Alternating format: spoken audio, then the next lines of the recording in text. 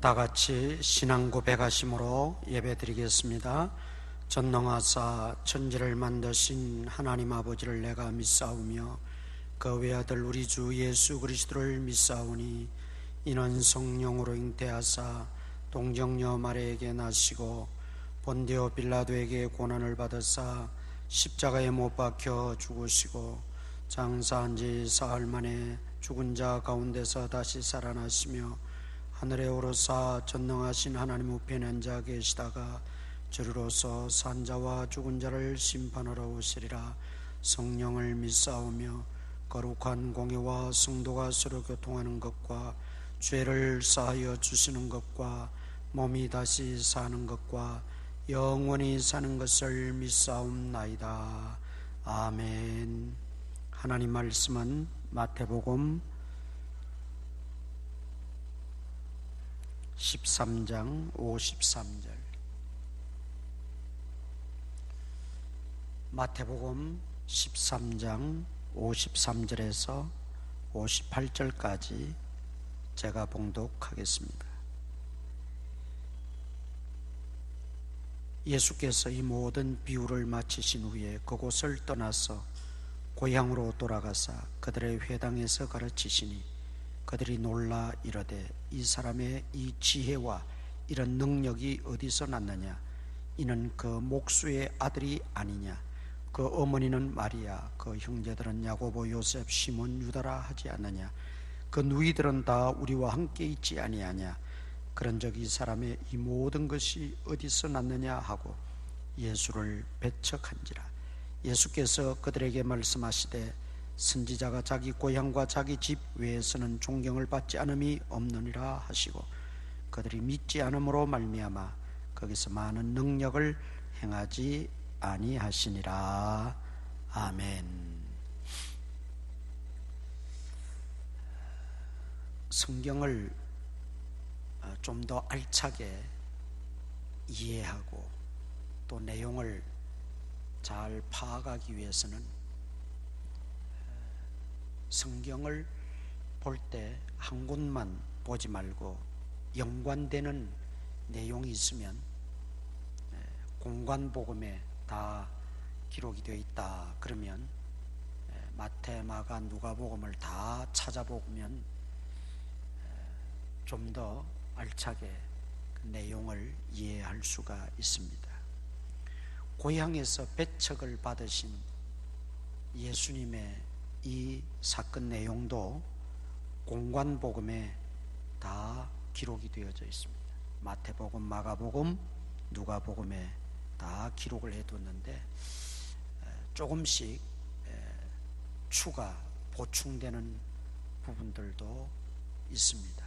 그래서 우리가 그것을 한 통으로 이렇게 다 보게 되면 내용을 더 면밀히 파악할 수도 있고 이해할 수도 있고 또 더 깊은 그 알찬 내용을 우리가 숙지할 수 있다라는 말씀입니다. 그래서 특히 이제 복음서에 나오는 말씀이나 내용 같은 경우는 우리가 서로 비교하면서 이렇게 보면 더 좋을 줄 압니다. 오늘도 그런 측면에서 우리가 공관복음에 나오는 이 고향에서 배척받으신 예수님의 사건을 통해서 은혜를 받고자 합니다. 이제 54절에 보면 고향으로 돌아가서 그랬습니다. 나사렛이죠? 네, 나사렛. 나사렛에서 이제 복음을 전하고 또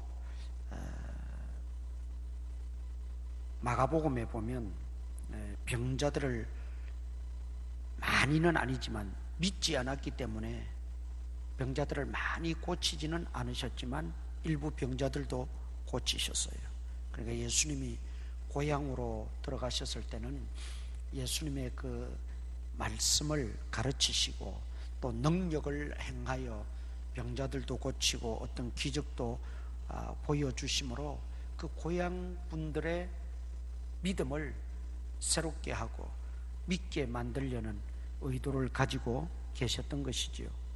그러나 예수님의 발행과는 달리 그들은 예수님을 오늘 58절에 보니까 그들이 믿지 않음으로 말미암아 거기서 많은 능력을 행하지 아니하셨다. 믿지 않았다는 거죠. 예수님을 믿지 않았다. 고향에 분들에게 많은 능력을 행하고 그들에게 복음을 또 가르치고 그들로 하여금 정말 메시아로 예수님을 믿게 하고 구원 얻게 하시려고 고향에 가셨는데 그들이 적반하장이 되어버린 거죠. 믿지 않으므로. 왜 그들이 예수님을 믿지 않았을까요? 왜 배척했을까요? 오늘 본문에 보면 55절에 이는 그 목수의 아들이 아니냐 그랬죠. 목수의 아들이 아니냐. 같이 이웃에서 다 살았기 때문에 그 목수 요셉의 집안, 마리아의 집안을 너무나 잘 알고 있는 거죠. 그러니까 여기 보니까 예수님의 육신적 동생들이 나오잖아요. 야고보, 요셉, 시몬, 유다, 밑으로 남동생이 4명이고 또 여동생들이 누이들이라고 했으니까 적어도 복수니까 2명 이상은 되겠지요. 그 집안을 훤히 들여다보고 꿰뚫고 있다는 거죠. 그러니까 예수님이 자랄 때부터 지금까지 그 모든 배경과 그 모습들을 다 보았다는 거죠. 그런데 어느 날 예수님이 제자들을 데리고 다니면서 무슨 기적도 행했다, 또 이런 이야기도 한다, 또 바리새인 서기관들과 논쟁도 해서 권세가 있다고 하더라, 이런 이야기들을 듣게 되었을 때 그게 쉽게 수용이 안 되고 납득이 안 됐던 거지요. 거기다가 또 자기 고향에까지 와서 많이 아는 사람들 앞에 마치 예수님이 어떤 선생 노릇 하는 것처럼 보였고, 괜히 의시될 집안도 아닌데, 의시될 만한 가문도 아닌데 자기들 앞에서 의시되는 것 같으니까 그 예수님을 믿지 않고 배척했다. 자, 여기에 우리가 요약을 하면 이거죠. 예수님을 인간 예수로만 보았기 때문에 예수님 믿지 않고 배척한 겁니다. 우리가 너무나 잘 아는 예수님은 물론 인간의 몸을 입고 이 땅에 오셨지만 그분은 하나님의 아들이시고 신성, 하나님과 동등된 분으로 신성을 가지고 이 땅에 오신 것이지요. 우리는 그 신성과 인성을 다 가지신 분을 통틀어서 메시아라 그렇게 부르는 겁니다. 메시아. 그들이 예수님을 단순히 목수의 아들, 오늘 본문에 나오는 것처럼 그 목수의 아들이 아니냐, 인간 예수로만 그들이 보았기 때문에 배척할 수밖에 없었다. 왜 그렇습니까? 인간 예수는 삶의 수준이나 집안의 수준이나 모든 것이 자기들보다도 못했다는 거죠. 떨어졌다는 거죠.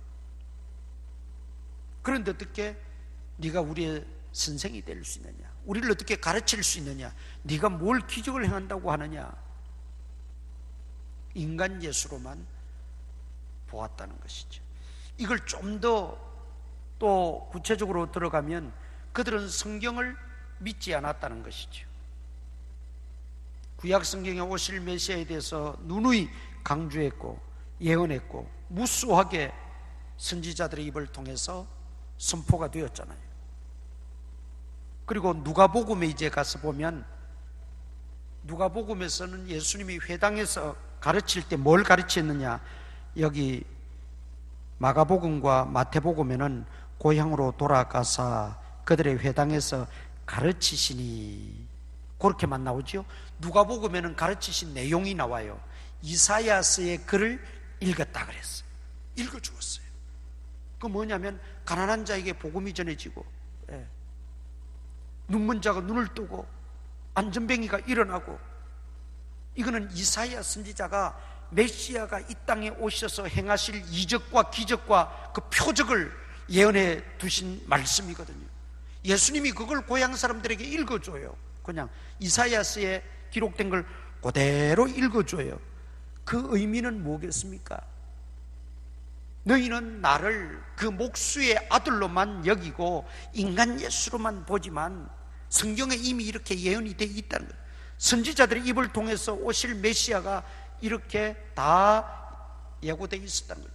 그런데 그분 목수의 아들이시지만 그분이 오셔서 행하는 일이 이사야 선지자가 예언한 그대로 이루어지고 있고 펼쳐지고 있고 모든 사람들의 눈에 목격되어지고 있다는 거죠.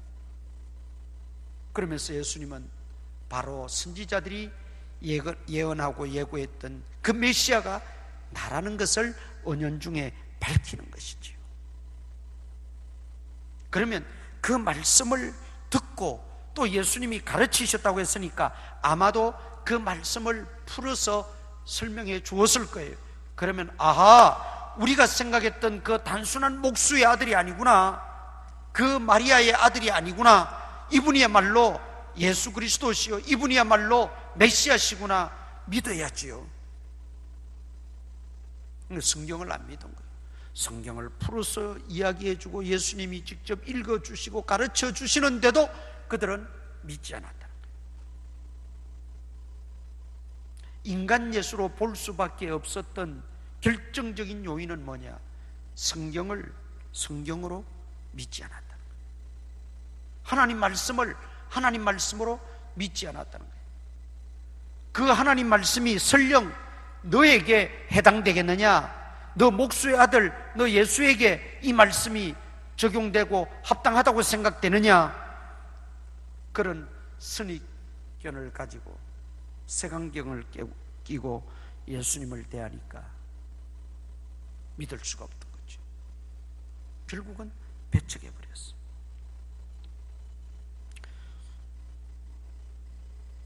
누가복음에 보면 심지어 배척한 정도가 아니고 하나님을 모욕한다고 해서 낭떠러지로 데려가서 밀어서 떨어뜨려 죽이려고까지 했다고 그랬어요. 그게 얼마나 악합니까? 예수님은 하나님의 아들이시요 우리 주인의 구주로 오신 메시아시요 성경에 예언한 그대로 오신 분이고 성경에 누차 메시아를 강조하고 예언한 그분이 바로 지금 나사렛 예수시란 말이죠. 그런데 믿지 못하는 이런 불상사가 생겼습니다. 따라서 우리는 예수님을 메시아로 믿느냐 안 믿느냐는 그 하나님의 말씀을 믿느냐 안 믿느냐는 그것에 달려 있어요. 성경이 하나님의 아들이라고, 성경이 죄인의 구주라고 말하고, 성경이 예수님은 구약에 예언된 그분이라고 분명히 말하고 있다면 우리는 그대로 믿으면 되는 거예요. 왜 믿지 못합니까?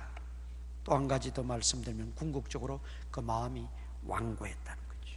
완고했다는 거예요. 마음이 완고함으로 배척한 거예요. 교만함으로 믿지 않은 거예요. 거만함으로 믿지 아니한 거예요. 그래서 예수님은 유대인들을 향해서 영적 소경, 영적으로 듣지 못하는 자, 그렇게 평가를 내렸죠. 오늘 우리가 육신의 눈이 떠이고 보인다고 전부가 아닙니다. 상대방의 이야기가 내 귀에 들린다고, 심지어 설교가 내 귀에 들린다고 전부가 아닙니다.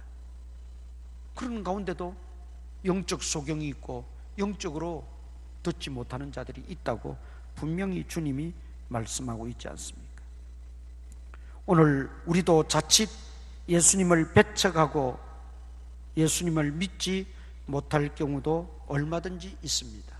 우리 마음을 완고하게 하면 그렇게 되는 거예요. 그래서 항상 우리 좋은 밭이 돼야 돼요. 옥토가 돼야 돼요. 하나님 말씀에 아멘으로 받고,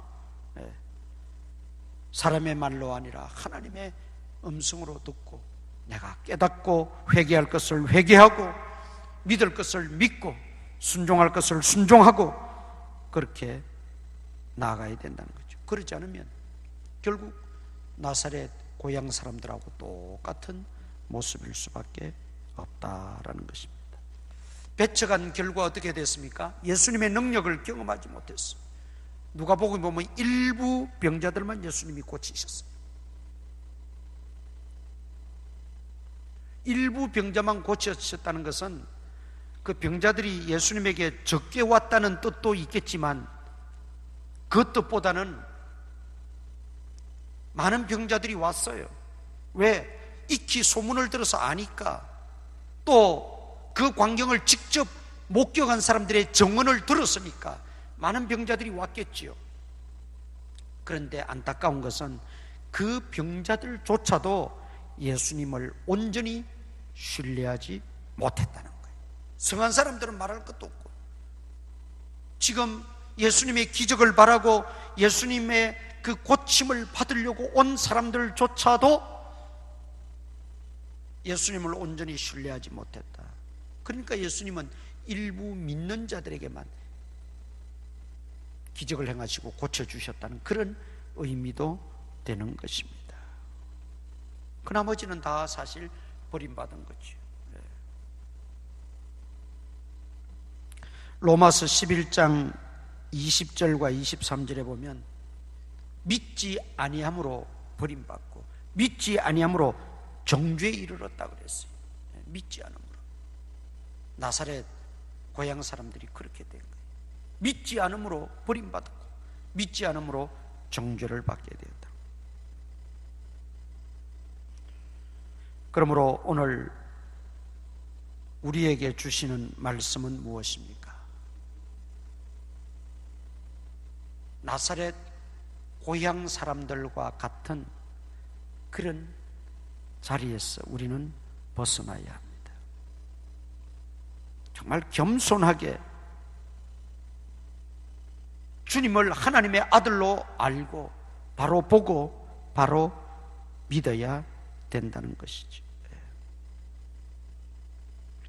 그러기 위해서는 우리 마음을 옥토밭으로 바꾸고 마음을 활짝 열고 겸손하게 하나님 말씀을 받아야 돼요.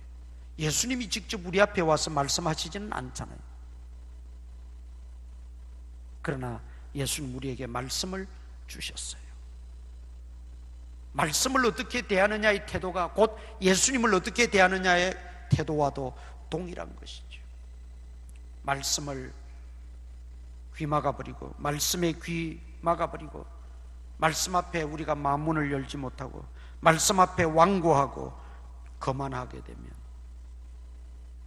우리가 예수님을 배척하는 것과 다를 바가 없다라는 말입니다. 그래서 하나님의 말씀은 여러분 항상 두렵고 떨림으로 그 말씀을 경청해야 되고 내가 순종하겠나이다 하는 정말 그 믿음의 반응을 보여야 되고 그리고 그 말씀하시는 분이 주님이시고 그 말씀의 주체자가 살아계신 하나님이시기 때문에 그 하나님을 그 주님을 더욱 신뢰함으로 우리는 주님을 고백하고 의지하고 수용하고 영접하고 복종할 때 그때 주님은 우리에게 무한한 은혜와 기적과 표적과 이적들이 나타난다는 것이죠. 믿지 않을 때는 주님의 그 능력과 은총, 은혜를 누리지 못하고 특권을 상실하게 되고 오히려 버림받게 되고 정죄받게 된다는 것입니다. 이 얼마나 안타까운 일입니까? 예수님은 마음 먹고 작정하시고 고향에 돌아가셨어요. 그런데 예수님을 믿지 않고 배척해버렸다. 우리가 알게 모르게 예수님을 배척하는 경우가 또 있습니다. 그 배척하는 경우는 단순히 예수님을 믿지 않고 예수님의 그 놀라운 능력을 신뢰하지 못한다는 그 측면과 더불어서 또 하나 예수님을 배척하는 것은 예수님을 부인하는 겁니다. 인정하지 않는 겁니다. 예수님을 부끄러워하는 겁니다. 복음을 부끄러워하는 겁니다. 사도 바울은 이 문제를 우리에게 분명하게 말씀해 주셨어요. 당시의 십자가는 부끄러움의 상징이에요. 수치의 상징이에요. 최고로 악랄하거나 또 로마 정부에 대항해서 어떤 정치범이거나 굉장히 그 죄인에게 죽는 그 순간까지도 수치를 주기 위해서, 고통을 안겨주기 위해서 그 형태를 취하는 것이 십자가 형태이다. 그러니 십자가에 달리신 그 예수님을 전하고 그 예수님의 제자라고 말하고 내가 그 예수님을 믿는다고 할 때 그것은 두말할 나위가 없지요. 그런데 예수님을 만나고 예수님을 영접하고 예수님을 믿고 나서 사도 바울은 나는 십자가만 자랑한다. 십자가 자랑한다 그랬어. 복음을 부끄러워하지 아니하노니, 복음을 부끄러워하지 않는다 그랬어. 그 많은 핍박과 위기 앞에서도 예수님을 부인하지 않았어. 죽을 고비를 넘기면서도 예수님을 인정했다. 우리가 무슨 그 초대교회처럼 그 심한 어떤 핍박과 박해, 목숨의 위기를 당하는 그런 그 순간만이 핍박이 아니고 그 순간만이 우리가 주님을 부인하거나 또 더 잘 믿거나 할 수 있는 그런 것이 아니라 사실은 그런 핍박이나 큰 박해 때보다도 오히려 편안할 때, 안전하다고 할 때, 그때가 예수님을 더 부인할 수 있는, 예수님을 더 배척할 수 있는 그런 때일 수도 있다는 거죠. 그러니까 사탄 마귀는 교묘하게 이런저런 환경과 이런저런 모양으로 우리를 미혹하고 있는 거죠. 우리의 믿음을 표시 안 나게, 뭐 대단한 걸 가지고 하면 오히려 정신 바짝 차리고 오히려 기도하고 오히려 무장하게 되니까 그런 것보단 다 할 것대로 다 하게 하고 다 편안하게 하고 이런 조건, 이런 이유, 이런 변명이 다 통할 수 있는 그런 환경을 만들어 가지고 우리를 미혹하는 거죠. 그래서 예수님을 배척하고 예수님을 믿지 않은 고향 사람들의 변명은 수백 가지, 수천 가지예요. 이래서 배척했고, 이래서 안 믿었고, 이래서 우리는 예수님을 영접할 수 없었고, 이래서 예수님을 우리는 따를 수 없었고, 온갖 이유와 변명거리와 핑계거리를 다 대릴 수 있는 그런 좋은 환경을 만들어서 자기 스스로도 자기 꾀에 빠지게 하는 거예요. 이런 이유는 합당한 것 같다. 이런 정도 되면 내가 뭐 예수님 부인하고 좀 안 믿어도 될 것 같다는 거죠.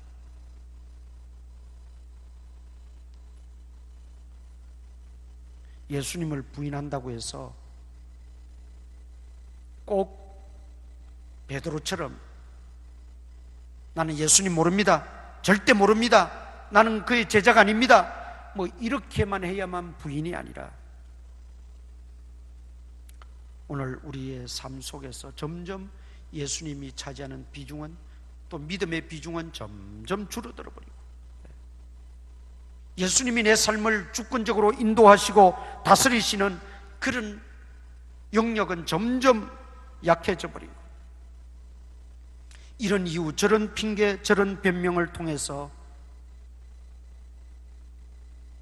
예수님과는 점점 멀어지고 믿음은 점점 희미해질 때, 이게 예수님 부인하는 거예요. 예수님을 그렇게 여기고 우리가 산다면 그것 역시 나사렛 사람들이 예수님을 배척하고 믿지 않은 것과 뭐가 다르냐 이 말이죠. 우리가 오늘 기도하면서 이 말씀을 다시 한번 깊이 묵상하시면서 나사렛 동네의 그 예수님 고향 사람들의 그 완고함과 그 교만함과 그 믿지 않은 불신적 마음을 우리에게서 다 떨쳐버리고 다 걷어내버리고, 또 조금이라도 그런 기회가 있거나 그런 일들이 벌어지면 우리가 거기에 빠지지 않도록, 그 꾀에 넘어가지 않도록 우리가 더욱더 우리 자신을 다잡는 그런 은혜가 있기를 주님의 이름으로 축원합니다. 우리 찬송가 양 부르고 기도하십시다. 197장 찬송 부르고 기도하겠습니다.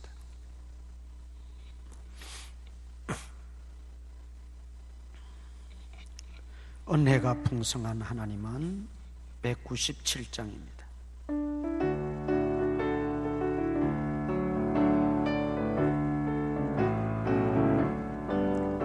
은혜가 풍성한 하나님은 믿는 자 한 사람 한 사람 어제도 오늘도 언제든지 변찮고 보호해 주시네. 주여 성령의 은사들을 오늘도 내리어 주소서. 성령의 뜨거운 불길로서 오늘도 충만케 하소서.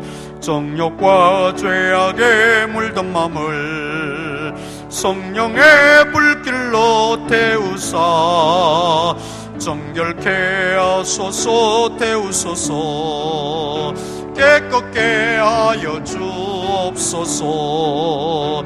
주여 성령의 은사들을 오늘도 내리어 주소서.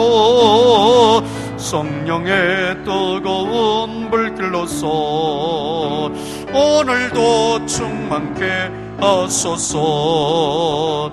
희생의 제물로 돌아가신 어린 양 우리 주 예수여, 구속의 은혜를 내리시사 오늘도 구원해 주소서. 주여 성령의 은사들을 오늘도 내리어 주소서. 성령의 뜨거운 불길로서 오늘도 충만케 하소서. 주님의 깊으신 은혜만을 세상에 널리 전하리니 하늘의 능력과 권세로서 오늘도 입혀 주옵소서. 주여 성령의 은사들을 오늘도 내리어 주소서. 성령의 뜨거운 불길로서 오늘도 충만케 하소서. 아멘. 다같이 오늘 주신 말씀을 마음판에 다시 한번 새기며 결단하며 기도하시고, 교회를 위해서 또 재개발의 와중에 있는 교회를 위해서 기도하시고, 교회 환우들을 위해서 기도하시고, 우리 교회와 우리 성도들과 원가정 전염병으로부터 건져주시고 지켜 보호하여 달라고 기도하시고, 여러분 기도의 제목들 다 하나님 앞에 내어놓고 간절히 믿음으로 구하겠습니다. 은혜로우시고 자비로우신 아버지 하나님, 하나님 은혜와 사랑을 감사합니다.